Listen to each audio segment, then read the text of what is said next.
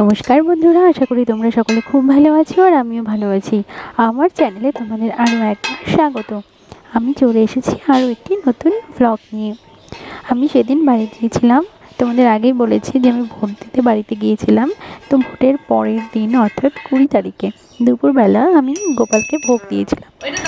মা একটু ব্যস্ত ছিল, তাই আমাকে বলেছিল স্নান করে পুজোটা দিয়ে দিতে। তাই আমি আর মিমি দুজনে ঠাকুর ঘরে গিয়ে পুজো দিচ্ছিলাম।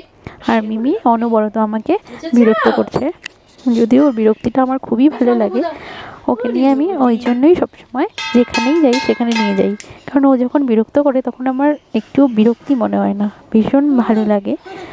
তো আমি ঠাকুর ঘরে গিয়েছি, সঙ্গে ও গিয়েছে। গিয়ে আমার আমার কী কী লাগবে কী কী লাগবে না ও নিজের মতো করে সব ঠাকুর ঘর থেকে আমাকে এগিয়ে এগিয়ে দিচ্ছিল। তো আমি প্রদীপ জ্বালিয়ে নিয়েছি, আর এদিকে দুষ্টুমি করেই চলেছে, শঙ্খ নিয়ে কাঁচুর ঘন্টা নিয়ে। আর সেই ফাঁকে ও একটা আঙ্গুরও খেয়ে নিয়েছে। ও আঙ্গুর খেতে এত ভালোবাসে যে আমি যখন এদিকে পুজোর কাজে ব্যস্ত ছিলাম, পেছনে আঙ্গুর ছিল, সে নিয়ে খেয়ে নিয়েছে। তারপর আমি ওকে পাঠালাম যে যাও নিয়ে এসো পুজোর থালা গ্লাস নিয়ে এসো। ও তো বুঝেই পাচ্ছিল না, পরে দেখিয়ে দিলাম। আর ও তুলতেই পারছে না, ও এত টুকনি একটা, আর বাসনগুলো এত ভারী ছিল যে তুলতেই পারছিল না। এখানে আমি গোপালের ভোগ রেডি করছি, তার জন্য আমি দিয়ে দিয়েছি আঙুর, তারপরে একটা বাতাসা, মুরগি, দুটো কাজু বরফি। তো এগুলোই আজকে দুপুরে আমি গোপালকে দেব ভোগের জন্য। আমি এখানে পুজো দিচ্ছি আর মিমি দুষ্টুমি করেই যাচ্ছে। গোপালকে ভোগ দেওয়া হয়ে গিয়েছে। এখন আমি প্রদীপ দেখিয়ে, তার আগে প্রদীপ দেখানোর আগে গোপালকে ফুল নিবেদন করব, রাধা গোবিন্দকেও ফুল নিবেদন করব। করার পর তারপর প্রদীপ দেখিয়ে গোপাল, রাধা গোবিন্দ এবং বাকি সব ঠাকুরের আরতি করব। আমাদের ঠাকুর ঘরে রয়েছে পিতলের রাধা গোবিন্দ, পিতলের গোপাল, তারপর পঞ্চতত্ত্বের ছবি, আর সামনে যে ছবি দুটো দেখছো এগুলো মায়ের গুরুদেবের ছবি। আর এখানে রয়েছে আমার দুটো শিবলিঙ্গ। এটা আমি বিয়ের অনেক আগেই পেতেছিলাম, যেগুলোতে আমি পুজো করতাম। এখন মা পুজো করে, বৌদি পুজো করে।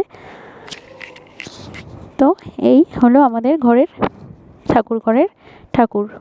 প্রদা হয়ে গিয়ে যাওয়ার পর প্রদীপ দেখিয়ে ধূপকাঠি দেখিয়ে পুজো শেষ করলাম। এবং ধূপকাঠি দেখানোর পর ঘন্টা বাজাতে হয়, যেহেতু গোপালের ভোগ ঘন্টা না বাজালে একদম অসম্পূর্ণ থেকে যায়। কারণ যতক্ষণ না ঘন্টা বাজানো যাবে ততক্ষণ নাকি গোপাল সেবা পায় না।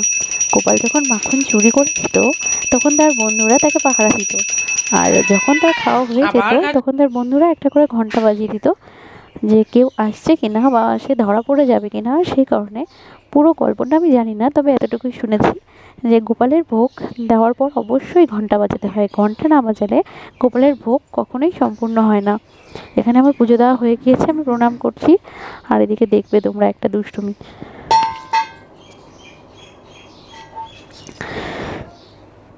এই যে আরেকজন দুষ্টু, আমি এদিকে প্রণাম করছিলাম আর ও দেখো,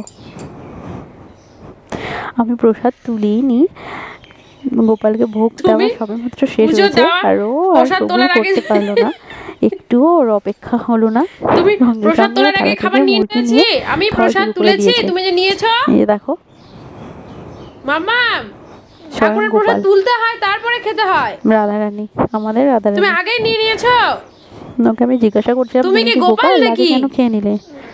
তাহলে কি? ওর কোনো মুখে কথা নেই, আমি ওকে জিজ্ঞাসা করাতে বলে না ও গোপাল না রাধারানী। তুমি খেলে কেন? তুমি প্রসাদটা খেলে কেন? ঠাকুরকে সরি বলে দাও। তবুও দুষ্টুমি শেষ হয় না। এদিকে তাকাও, ঠাকুরের গোপালের দিকে তাকাও, দুষ্টুমি গোপালের দিকে তাকাও, গোপালের দিকে। আমার ভীষণ ভালো লাগে। বলো সরি। ঠাকুরকে প্রণাম করতে বলেছি, আমি খেয়ে নিয়েছি। সরি বলতে বলেছি, সরি বলবে না। খেতে হবে না, খেতে হবে না। নো নো, আঙ্গুর ফল খেলে ও ভীষণ অ্যাসিডিটি হয়ে যায়, তাই আমি ওকে বললাম খেতে না। আমি খাবো না। তুমি খাবো, তুমি খাবো, পুতি তুমি খাবো, মানে তুমি খাবে পুতি। ও আমাকে পুতি করে রাখে। খাবো না, এখন চলো বাইরে। জিজ্ঞেস করছে তুমি খাবো? একটু পরে এসে তারপরে খাবো গোপালের প্রসাদ আমরা দুজনে। হ্যাঁ, বাড়িতে গেলে ওগুলো খেতে হয় না, কোন দিক মাটিতে পড়ে গেছে না, সময় কেটে যায়। বাহ, খুব ভালো। সেটা আমি সত্যি বুঝতে পারি না। মাটিতে কয়েকটা খই পড়েছিল, আমি ওকে খেতে মানা করলাম, তবু তুলে খেয়ে নিল। দেখি মুখটা দেখি একটু। গোপাল, তুমি রাধারানী? হ্যাঁ তো তুমি রাধে রাধে বলো তো, মা বলো রাধে রাধে বলো, বলবে না? টাটা, টাটা করে দাও, বলো টাটা বন্ধুরা।